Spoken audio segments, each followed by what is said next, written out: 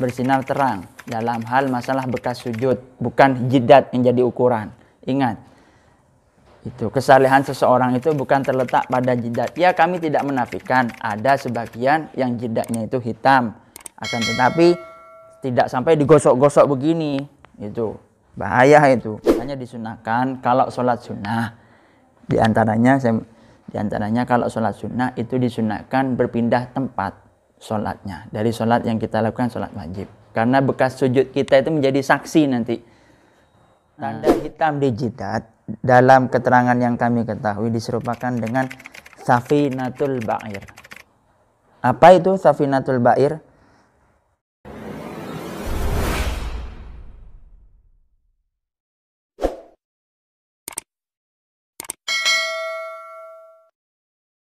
Assalamualaikum warahmatullahi wabarakatuh. Alhamdulillahirabbil alamin.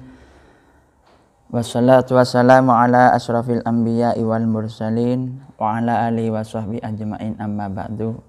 Pada segmen pembahasan kali ini langsung saja fenomena tanda hitam di bekas sujud di dahi. Fenomena tanda hitam di dahi bekas sujud. Bagaimana maksudnya itu? Apakah itu sudah termasuk golongan orang yang soleh? Orang yang sudah mencapai taraf tinggi dalam hal ibadah? Kita jawab, biasanya orang yang memiliki tanda hitam di jidat itu sering diasumsikan sebagai orang yang rajin sholat, sehingga dianggap sebagai pelambang kesalehan seorang muslim. Namun sepanjang yang kami ketahui terutama, ukuran kesalehan seorang muslim itu tidaklah ditunjukkan dengan adanya tanda hitam di jidat. Kesalehan selalu mengandaikan perilaku, akhlak, moralitas, budi pekerti yang luhur. Kendati demikian, kami tidak menafikan bahwa ada sebagian orang soleh yang memiliki tanda hitam di jidatnya, di dahinya, tetapi bukan tanda yang dibuat dengan sengaja. Istilahnya kita sujud digosok-gosok ke lantai itu loh, tetapi lebih karena seringnya bersujud. Tanda hitam di jidat dalam keterangan yang kami ketahui diserupakan dengan safinatul ba'ir. Apa itu safinatul ba'ir? Kita menjawab, safinatul ba'ir dengan dikasrah huruf ta. As-safinatu bi kasril fa wa ma waliyal ardi min kulli dzati arba'i idza barakat karukbataini wa ghairihima wa yahsulu fihi ghiladun min atharil buruki. As-safinah dengan dikasrah huruf fa-nya adalah bagian tubuh yang menempel tanah dari hewan berkaki 4. Ketika menderum seperti kedua lutut dan selainnya, dan terdapat padanya ketebalan dari bekas menderum. Ini saya ambil dari Ibnul Athir An-Nihayah fi Gharibil Hadis wal Athar. Dengan mengacu pada penjelasan tersebut, dapat disimpulkan bahwa makna safinatul ba'ir adalah bagian tubuh unta yang menempel tanah ketika menderum dan menjadi tebal, sehingga akibat menderumnya tersebut. Di samping itu, mengenai tanda hitam di jidat sebagai bekas sujud, terdapat ada sebuah hadis Nabi yang mana diriwayatkan, ini saya juga mengambil di surat Al-Fatah di ayat-ayat terakhir. Bismillahirrahmanirrahim. Muhammadur Rasulullah walladzina ma'ahu asyidda walal kuffari ruhama'u bainahum tarahum ruk'an sujjatan yataguna fadlan minallahi wa ridwana simahum fi wujuhihim min athari sujud. Itu yang saya ambil, simahum fi wujuhihim min athari sujud. Adapun beberapa tandanya orang alladzina, mengacu pada alladzina yaitu sahabat.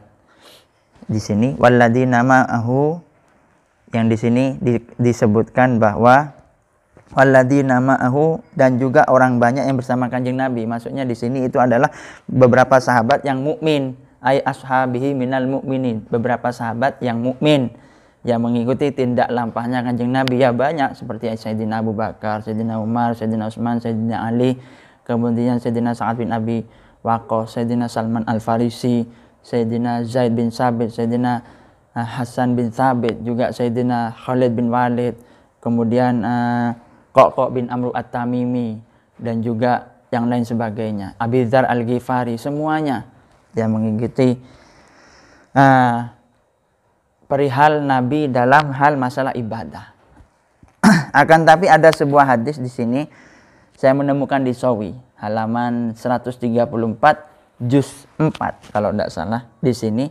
Simahum fi wujuhi min athari sujud ikhtalafa fi tilka siyami.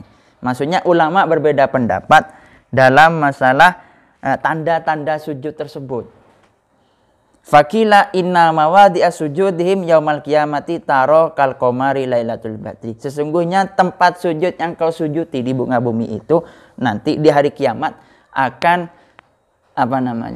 akan terlihat seperti rembulan yang bersinar pada malam hari. Lailatul Badri, seperti malam Lailatul Badri. Lailatul Badri ini bisa dikatakan malam yang terang benderang.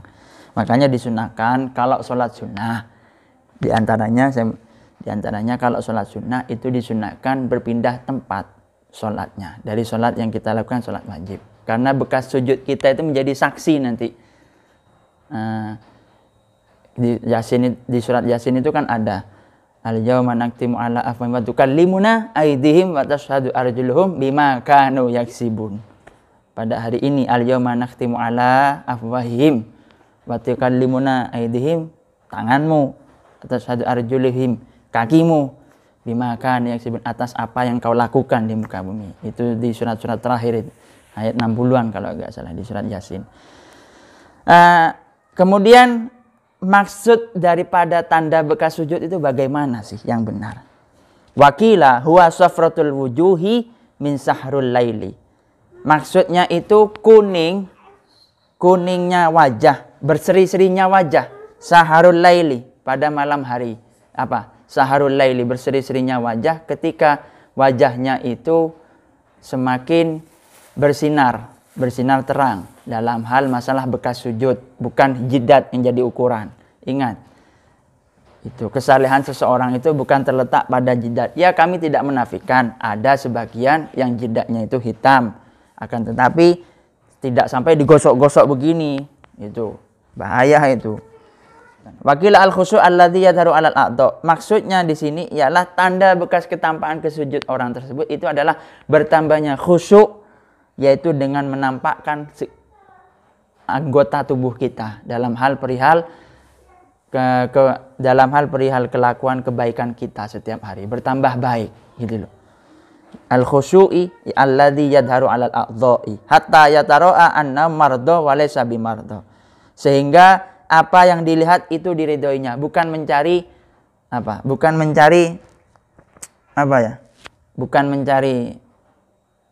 panggung lah istilahnya, simpati orang gitu. Kemudian sedangkan mengenai orang-orang yang sengaja membuat tanda hitam di jidat, misalnya ketika yang melakukan sholat bersujud dengan menekan jidatnya ditekan gini, digosok-gosokkan dengan menekan jidat, kemudian dan menggesekkannya di tempat sujud sehingga menimbulkan tanda hitam di jidat, maka jelas tidak dibenarkan perkara seperti itu. Mengakui adanya sebagian orang-orang yang riya dengan sengaja. Ini di sini hatta yatara'a anna mardo, sehingga tampak sesungguhnya dia itu orang-orang yang ikhlas, bukan orang-orang yang mencari popularitas, istilahnya mencari istilahnya beribadah ikhlas karena Allah gitu. Sebagian orang-orang yang riya yang dengan sengaja membuat tanda hitam di jidat dari bekas sujud, mereka padahal fa'innahu min fa'alil khawarij, itu sebagian dari tingkah laku kaum khawarij. Khawarij ini adalah orang yang memusuhi Sayyidina Ali. Kita hanya tahu sedikit lah, hanya saya mengupas. Khawarij ini adalah orang yang memusuhi Sayyidina Ali, yang tidak tunduk taat atas perintah Sayyidina Ali, terhadap perintah Sayyidina Ali. Salah satu gembong terbesarnya adalah Abdurrahman bin Muljam. Itu Abdurrahman bin Muljam yang membunuh Sayyidina Ali itu kita hanya tahu sekilas. Juga ada sebuah hadis, ini saya juga ambil di surat di Sawi, Wa fil hadis inni la abghadur rajuli wa akrihuhu idza ra'aita baina ainihi atharus sujud. Sungguh aku sangat marah dan tidak menyukai tidak menyukai seseorang laki-laki yang ketika aku melihatnya terdapat bekas sujud di antara kedua matanya, istilahnya tanda hitam. Sedangkan mengenai orang yang sengaja gini, ada tanda istilahnya dengan menekan jidatnya.